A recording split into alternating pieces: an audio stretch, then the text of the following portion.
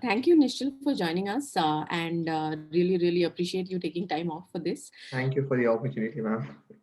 So, before we get started, if you could just tell us a little bit about yourself, what do you do, and what has been your professional background, that would be great. Right. So I passed out of VIT last year itself, 2020 batch. And right after VIT, I joined a healthcare firm called Spandana Healthcare. I was doing marketing there. And I was the only one doing marketing there, so I could do whatever I want, basically experiment a lot. And recently, just about a week back, I switched over to another firm called Drona Edu. It's a startup, Hmm. and I've joined as a content leader over there. All right. All right. So, when you say so total experience, if you look at it, it's around 3 years. Uh, no, no, no. I passed out last year itself, right? So my total experience is only about 8 months right now. 18. Oh, okay. Okay. So, why did this whole thought process of taking GMAT come to your mind? And, what's your plan? Right. So GMAT was an option only because I had applied for ISB. I'd applied for their Young Leaders program. So and their second round requires the GMAT score, and that was the only reason I even thought considered giving GMAT. I did not have any plans of going abroad. Okay. So yeah, and I am happy to tell you that I have cleared the YLP and I have the admit today. Awesome. Congratulations. So, this is Thank for you the so much. 2021 intake, is it? Sorry. This is for the 2021 batch, No, this is 2023 batch, yeah 2023 23 batch. 23 batch. 23 batch. Awesome. That's I have great. to get about 20 months of experience before that, and then I'll be joining next year. Oh, that's great. That's great. So, but why did a management degree come to your mind? So you applied for a YLP and you were very clear you wanted to do an Indian school. Why did the ISB YLP interest you, and how did you get to know about it? More importantly. Right. So it's a very funny story that I applied for the YLP on the last day of the deadline, Okay. March 24th, I guess, last year. And basically, when everyone's passing out of engineering, it's a very confusing time. They have to decide whether they want to study more or they want to get a job. What kind of job do they want? Whether to go to an MNC with a where you can stay a long time or go to a startup, get some experience and all those things. I was at a similar stage. I was doing an internship as part of my final year project, and some of my friends had applied for ISB, Mhm. and they said that Young Leaders program is something which will give you time to think about what you want to do, because Mhm. you have those 20 months of buffer, and you already have a seat reserved after 2 years, right? And a seat in ISB is something very reassuring, and it'll allow me to take a lot of risks along the way. Mhm. So that's basically how I found out about ISB and applied for the Young Leaders program. And yeah, that it's been almost a year now. I think because of the COVID situation, their deadlines got extended, and the Right. entire process took a little too long. Right, right. So, in terms of, so, since your profile is slightly different from most people who take GMAT, because most people who take GMAT are all working professionals, what are your kind of challenges? Because I'm sure the challenges that you face are not sitting and studying because you're used to that, as a college grad.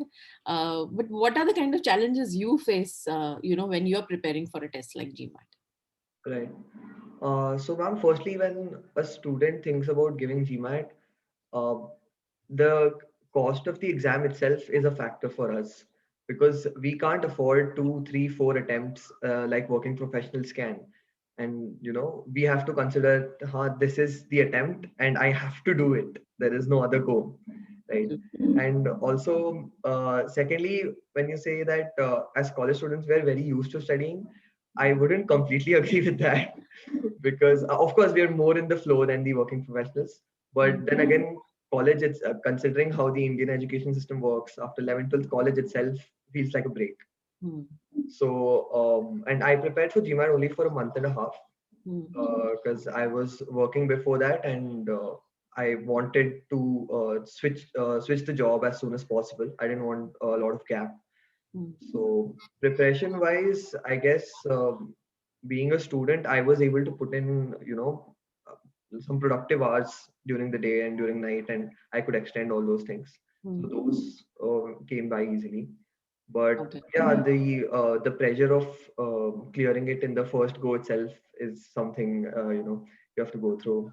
And also, if you don't, there are hundreds of people telling you ऐसे करना चाहिए था, वैसे करना चाहिए था, which I feel that maybe when once you're a working professional, that's something you're doing, and no one's gonna judge you for not being able to do it or not pulling it off or something Right. In fact, working professionals might not even announce to the world that they are actually preparing because like it's that. Exactly. risky for them.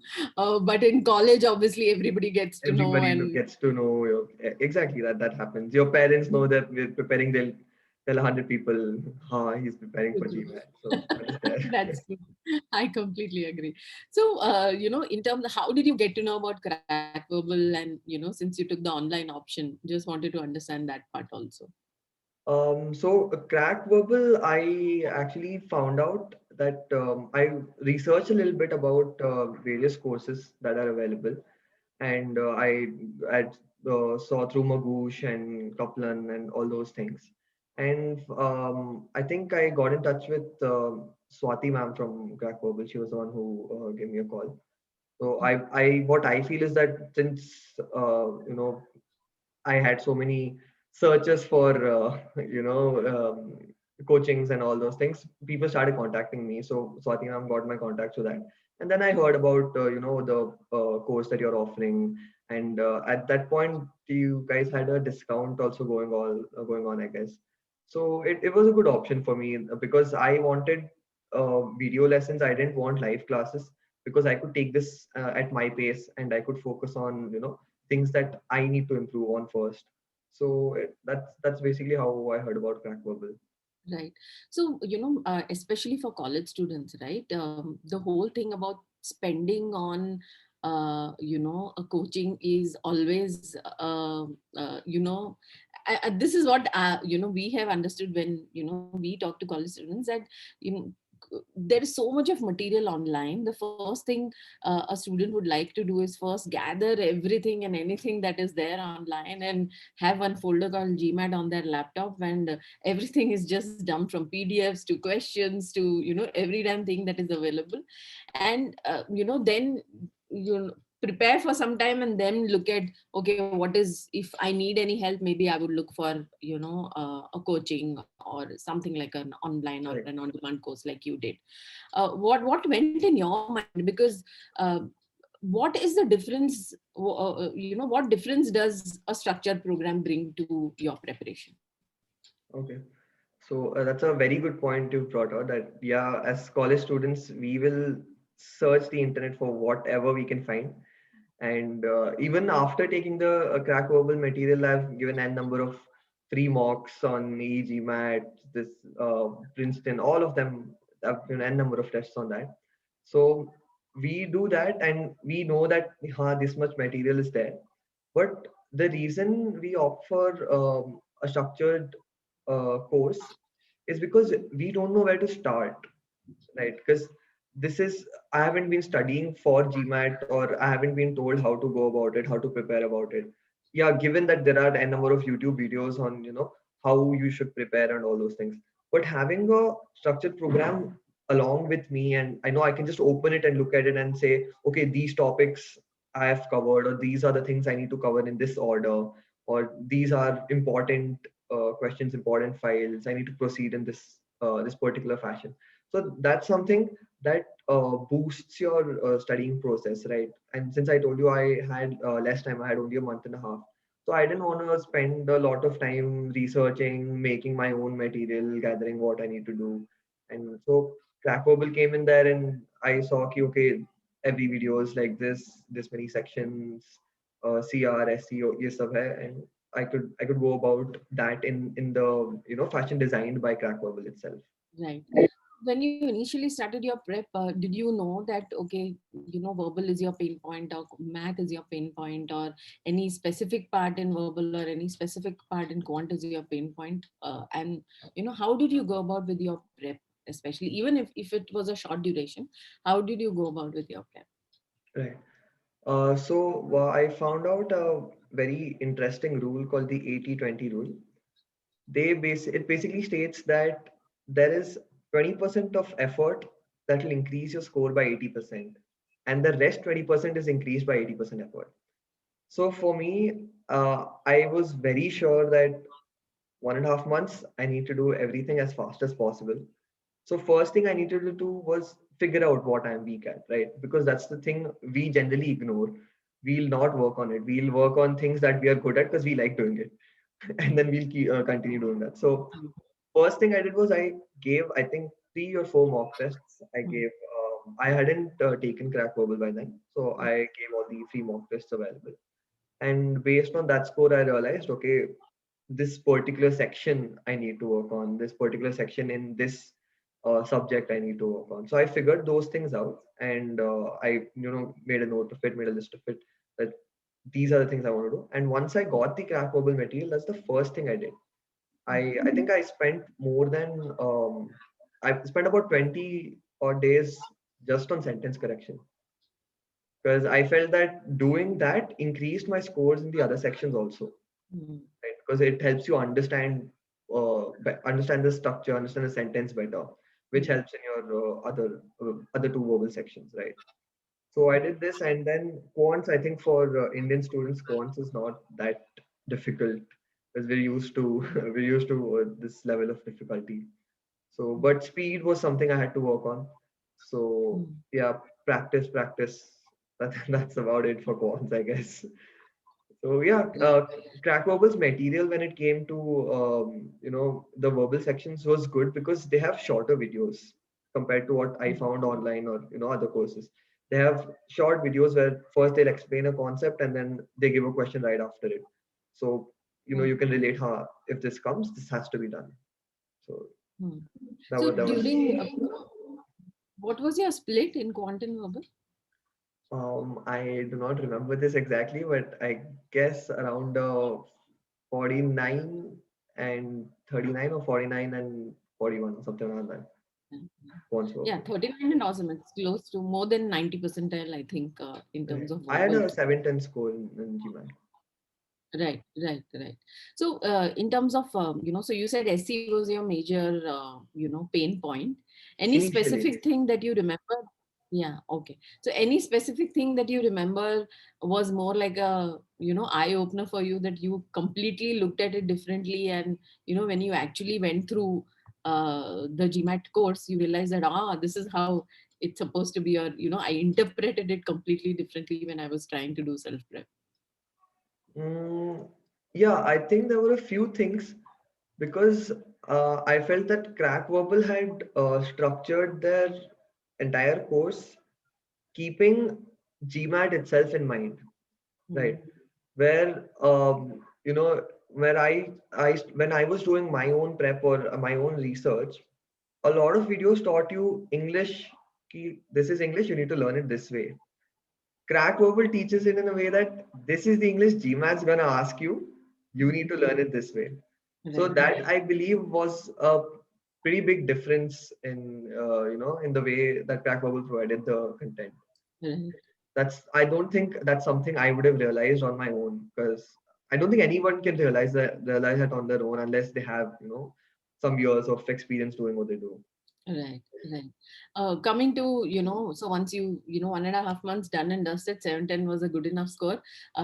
So you felt that, okay, 710 was good enough, and, you wanted to go ahead and apply to ISB. So how did you go about with the YLP application too? Right. So the YLP application came before the GMAT score. Hmm. I applied for YLP in March 2020. So stage one you applied, and then stage two requires a GMAT score. Right. So yeah, and as you may know, YLP is I think only final years and pre-final years could apply. Hmm. So I applied in my final year itself. Hmm. Excuse me. And yeah, so after I wasn't sure whether I'm going to clear the first stage itself.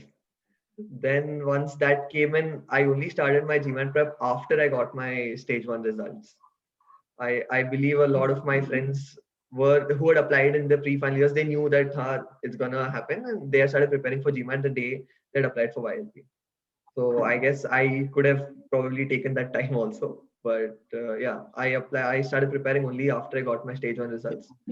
And stage two, yeah, I believe above 690 is a is a score that they consider for you to qualify stage 2. So, specifically about YLP, right? A lot of students say that, IIT students apply, people from BITS are applying, people from NIT, VIT, all top good schools people are applying, right? What do you think was your differentiator? Or do you think a lot of extracurricular or some X factor you have to show in your essays to actually, make it to a program like YLP? Mm, I believe that the quality of the essay you provide, it decides a lot of um, whether you're going to get in or not. It's a very big factor as compared to your GMAT score. I believe that the essay plays a larger role, Mm. because I know friends who have scored 720, 710 along with me, and they have not qualified the second stage, but I have. And the only differentiator there is the essay. From both of us were from tier one colleges. We had, decent extracurriculars. So the only differentiator was the essay. And Mm. I believe you need to form an essay in such a way that it wants them to read more, or it wants them to know that, did he actually do this? Did he do all this? And then, take it ahead. Mm. So I would stress a lot on the way you form an essay. Or I did a lot of research before I wrote that 2 paragraphs, 3 paragraphs. I did weeks of research before I could form those 3 paragraphs. Mm. And I guess it's when you're applying abroad, there are SOPs. You gotta write 1,000 words, 2,000 words. I believe fitting all this in 300 words is much tougher, Yeah, because every absolutely. word counts right there. Yeah, absolutely. In fact, I strongly feel that essays are like very expensive real estate, right? So you have to make sure that all that you want to tell has to be there into that 300 words. And yeah, I think it's a very very important and very difficult task to actually fit it in 300 Right, words, exactly. articulate it very well, and make sure that whatever you want to say is coming across very clearly, right? Right. So after stage two, what happens in YLP? So do you go through an interview process, and how did that go through? Yeah, so after stage two, I think stage two deadline itself had been extended by 2 or 3 months, Hmm. because initially GMAT didn't have the online option, and they gave the online option only later, I believe. Hmm. So the process took quite a long time, and by Jan we got our stage two results. Hmm. And stage two ke baad, they said that they have an interview schedule. So that was online itself. I think every year they call them to ISB Hyderabad and take the interview, but because of the situation, they did it online, Hmm. and they were doing interviews on the weekends. Hmm. And for anyone applying to the ISB or YLP or anywhere, I would say that whatever you write in your essay, please make sure you can back it up, Absolutely. because the interviewers will definitely grill you on whatever you've written. You need to back it up. You can't put random stuff over there. Hmm. If you've done very few things, elaborate on them, and bring out points that you learned from them, rather than Hmm. putting new stuff just to make an impressive essay.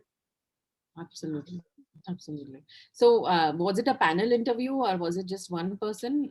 How did that go? There were two interviewers for me, Hmm. and I'm not sure if it was the same for others, because Hmm. there were quite a few, people in the meeting in the Zoom meet, but only two of them, were interacting with me.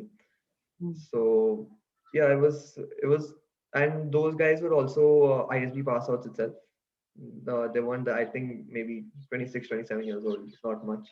2, 3 years back, they passed out. They told me all that. Yeah, Okay. and it was nice. It was the interview Hmm. would feel as much as an interview, uh, apart from the fact that there was pressure from my side कि हाँ ये interview चल रहा है.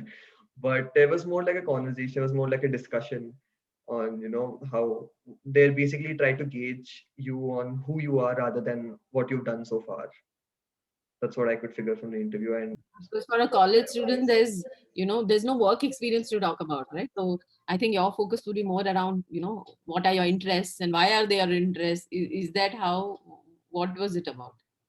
exactly, yeah. So basically, they do grill you on everything you say, you write, you state basically. So I remember I had written that I follow the Marvel universe, right? The movies, Thor, Captain America, all those things. And they asked me who your favorite superhero is there, is from that movie or from that universe. And I stated so and so person. They asked me why do you feel he's the best? So I guess they're trying to find out what things you look up to, or what are the qualities that you aspire to be. Small things, very small things they try to engage you on. And for college students, yeah, that is the only thing they can, I believe, right? Because we don't have, as you said, we don't have a lot of experience. Right. So did they talk a lot about extracurriculars and stuff like that? Did you have a lot to add? So yeah, they did talk about extracurriculars, and I think at some point one of the two guys asked me something about I play the guitar and something about that, and then he asked the other person, "Do you have any more questions on this?" So I guess that is something they do focus on for everyone, and they ask you, what kind of extracurriculars you're into, how long you've been doing it, why you're interested in it, and stuff like that. So I had basketball and guitar on my Right. resume, so that went. Okay. And how much of focus is there on academics? Do they ask you about your grades and marks and stuff like that? They did not ask me about my grades and marks. Marks, no, I wasn't questioned on this at all. But again, the interviews very different for different people, and it's just what kind of an interview you get. I had researched and I had taken this mock interview package and I'd prepared a little bit. So what I had understood is that they will, they will go into in-depth detail about the essay I've written for my stage one, stage two essays. And I had on both my essays, I had mentioned, uh, excuse me, I had mentioned that I was part of an off-road racing team called KI Racing in VIT, and I was expecting a question to come out of this since it was present on both my essays and my resume. And I knew that that's something that they go in depth into. So I was very well prepared on this, but I was not questioned at all. I was not even asked what it was or how the experience was, nothing at all. So it's very different. You can never say how it's gonna be or what's gonna come your way. And moreover, I felt that I hadn't given a good interview. That was my first reaction after the interview. I said, "Oh, nahi ho raha. This is not gonna happen." That was my reaction. But then I had no idea that what the results are gonna be or what they saw or something like that. Right, interesting. So, what's your next step? Like next 2 years, what is your focus going to be, and how are you going to equip yourself to make the most of the MBA that you will get into in 2023? Right. So first of all, they have learning weekends itself, right, for the YLP. So I'm looking forward to those and seeing what kind of coaching they can give us so that we can navigate the professional world better. Right. And secondly, as I said, YLP is sort of a rather than a safe barrier, I would say it's like a power boost. You can take much bigger risks. Maybe you can if there's a job profile that you like and it's not paying you much, or or if you want to intern for free and just get an experience letter, but you like the profile, you can afford to go for it because कि हाँ आपका jump बाद में होने वाला है. So you can opt for such options, and that's a very big advantage to have. So that gives you a lot of freedom to choose what you want to do for 2 years, 1 year, whatever. Right. That's a very impressive perspective from somebody so young. I Thank you. really am really impressed. So, congratulations, Nishchal, and all the best for your career. And I'm sure you'll do great in the next 2 years and even after your life after an MBA. Thank you Please so let us much. know if you need any help anytime. More than happy to help you. And congratulations again, and all the best. And Yeah. thank you so much for giving me time on a Sunday. Thank you so much. It was lovely talking to you.